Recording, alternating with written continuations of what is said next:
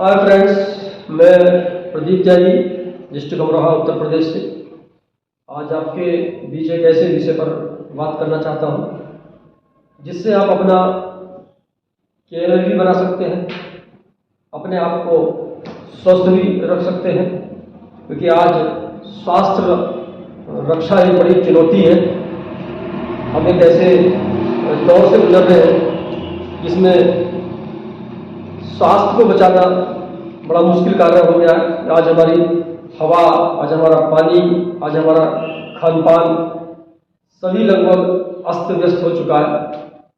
तो हम कैसे इन सारी समस्याओं से बच सकें, उसके लिए मैं आपके बीच एक प्लान लेकर के आया हूँ। आप लोग ध्यान से अगर उस बात को सुनेंगे तो आपको समझ में आएगा कि कैसे हम अपने आप को स्वस्थ रख सकते हैं और कैसे हम अपने कैरियर का निर्माण कर सकते हैं। क्योंकि आज बेरोजगारी एक बड़ी समस्या है, महंगाई एक बहुत बड़ी समस्या है।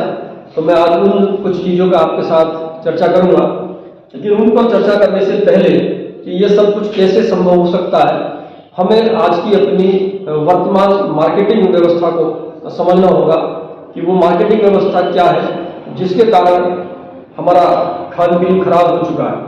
तो आइए उस मार्केटिंग व्यवस्था को समझते हैं। देखिए, हर व्यक्ति कोई ना कोई काम करता है और काम करता है पैसे के लिए। पैसा हमें अपनी खर्चों को, अपनी जरूरतों को पूरा करने के लिए चाहिए। खर्च करता है कहीं ना कहीं बाजार में, और बाजार में खर्च करने वाले को लोग कस्टमर के नाम से पुकारते हैं। कस्टमर, ये कस्टमर जब भी अपनी किसी जरूरत के सामान की परचेजिंग करता है, खरीदारी करता है, तो ये कभी सीधे किसी कंपनी के पास नहीं जाता। ये जाता है कोई पड़ोस का दुकानदार, फुटकर विक्रेता जिसको हम लोग कहते हैं रिटेलर।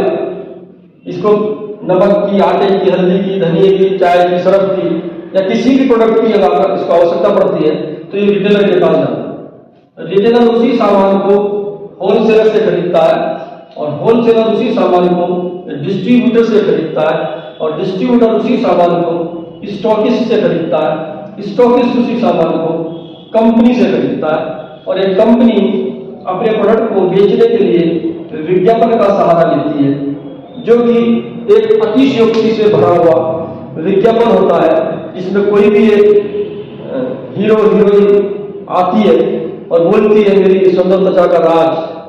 कोई भी एक कंपनी का नाम लिवाया जाता है, क्योंकि वो लोग सिर्फ पैसा लेकर के विज्ञापन कर रहे होते हैं और ये व्यक्ति विज्ञापन देख करके ही सामान की खरीदारी करता है। ये व्यक्ति अगर कोई 100 रुपए का सामान खरीदता, मान लेते हैं पेन थोड़ी देर के लिए 100 रुपए का, तो जब हम इसको इस दुकानदार से खरीदेंगे तो ये 10 रुपए इस पेन पे हमसे कमाएगा, 10% इसका मुनाफा होगा, 100 रुपए में ये हमें देगा। उसी प्रकार से उसी पेन पर 5 रुपए कम से कम रिटेलर से होलसेलर लेगा, होलसेलर से डिस्ट्रीब्यूटर लेगा 10 रुपए, 5 स्टॉकिस्ट 5 रुपए लेगा और 15 रुपए विज्ञापन करने वाले कंपनी को देना पड़ता है। वो कंपनी विज्ञापन आता था, नाम नहीं लूंगा मैं उसका, और बोलता था कोई कभी लिखते लिखते लब हो जाए।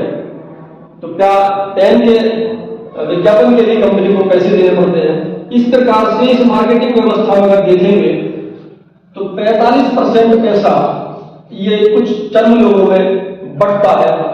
10, 5, 15, 15, 30 और 15, 45% पैसा ये बीच में बढ़ता है और 55 रुपए कंपनी को पहुंचते हैं। तो कंपनी भी 5 रुपए कमाती होगी जब सभी लोग पैसा कमा रहे हैं। तो इस मार्केटिंग व्यवस्था से जब जब ये ग्राहक सामान खरीदेगा तब तक इसको सामान महंगा मिलेगा।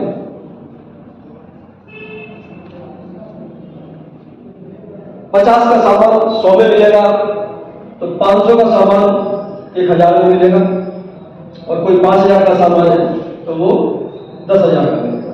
तो हमारी गाड़ी कमाई का बहुत बड़ा पैसा इन बीच के बिचौलियों की जेबों में चला जाता है। सामान महंगे के साथ साथ जब कंपनी विज्ञापन करवाती है और ये कस्टमर उस सामान की डिमांड करता है, कंपनी को पता नहीं चलता कि मेरे सामान की डिमांड कितनी है, तो फिर यहाँ